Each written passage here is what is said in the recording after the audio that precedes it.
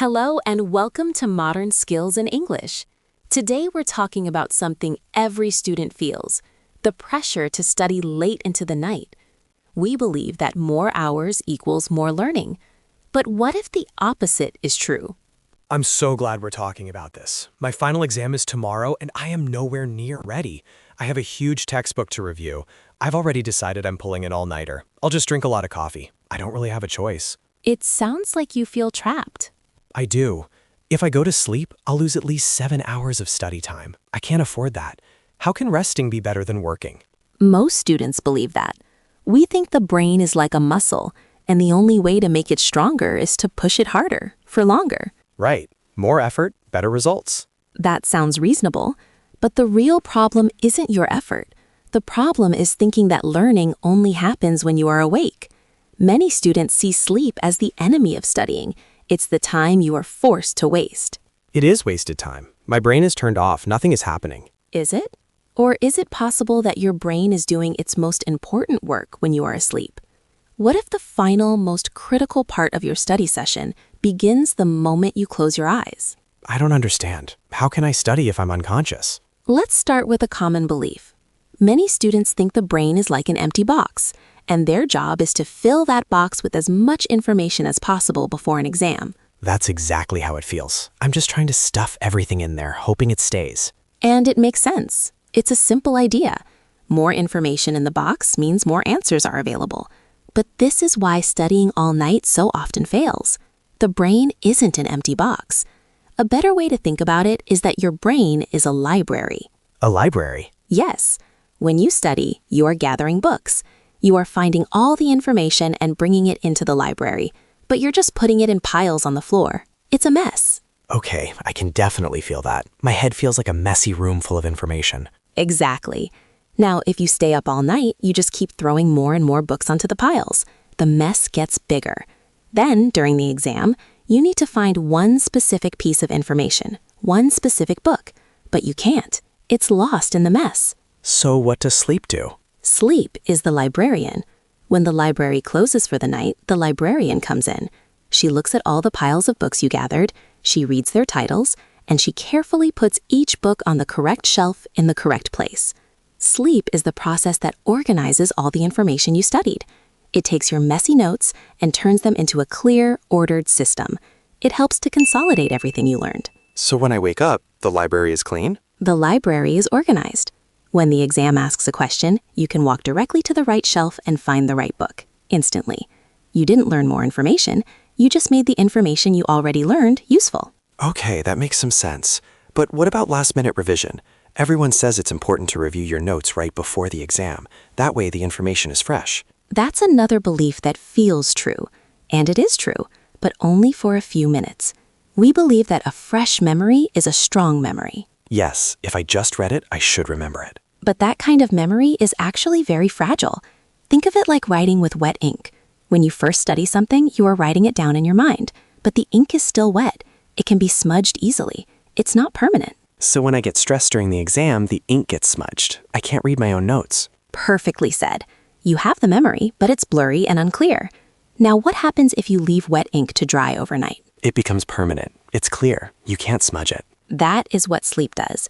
It is the process that dries the ink. Sleep doesn't just store memories, it makes them stronger. It takes those fragile, wet ink notes and makes them permanent. It helps to reinforce the connections in your brain. So studying all night is like writing an entire book with wet ink and then hoping you can read it during the exam. Yes, it's a huge risk.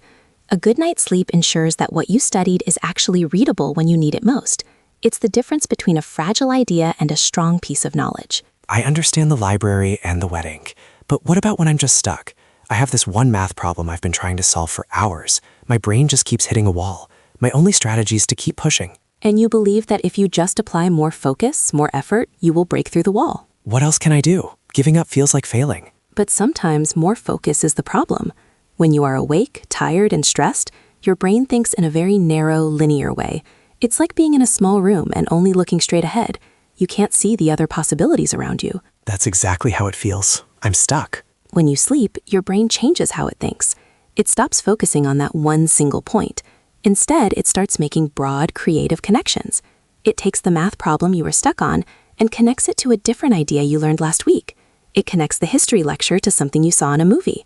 It starts to integrate all of your knowledge. You're saying my brain solves problems while I'm asleep? It finds the missing links. It's like a detective who has all the clues on a large board. During the day, you are looking at each clue, one by one, very closely. You can't see the full picture. When you sleep, your mind takes a few steps back.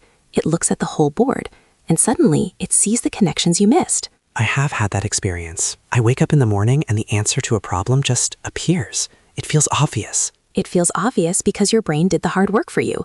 It found a new path while you were resting. Pushing harder isn't always the answer. Sometimes the answer is to stop, rest, and let a different part of your mind take over. This all sounds great, Sarah, really, but it still feels wrong. I look at the top students in my class. They all look tired.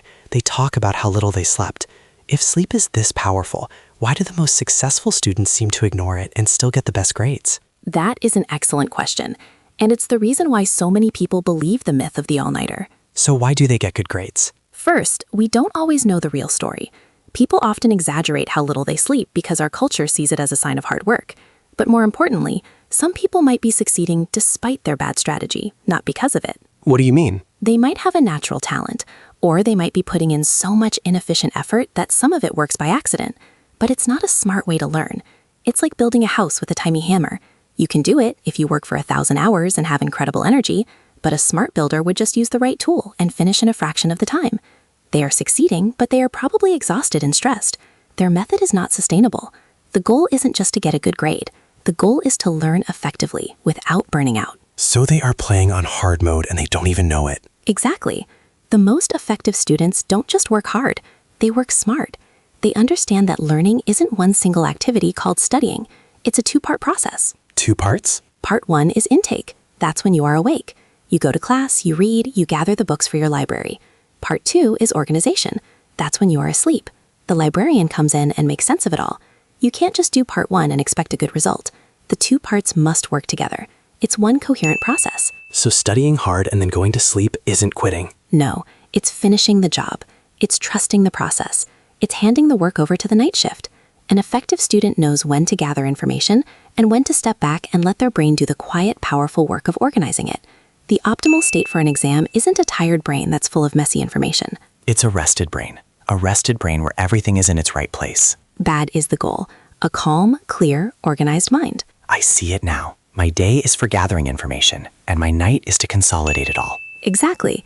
You gather the materials during the day, then you let sleep do the construction work. And that sleep will reinforce the weak memories, making them strong and permanent, like dry ink. So you can rely on them under pressure. It's amazing to think that my brain will just integrate all the different ideas from my classes while I'm not even trying. It will find the answers I missed. It's your silent partner in learning. It feels like a much more coherent strategy than just panicking all night. I think I know what the optimal plan for tonight is. It's not another cup of coffee. What is it? It's to review my notes for another hour and then go to bed, to let the librarian do her work. So my bed isn't my enemy. It's not a waste of time. It's part of my desk. It's my most powerful study tool. It seems you found a new way to think about it. I feel better. I feel like I have a plan now. Not just a plan for tonight, but a plan for how to learn. Thank you. Hello, everyone. Thank you for listening. We hope this conversation was useful for you. We would love to know what challenges you are facing in your studies. What topic would you like us to explore next? Please let us know in the comments.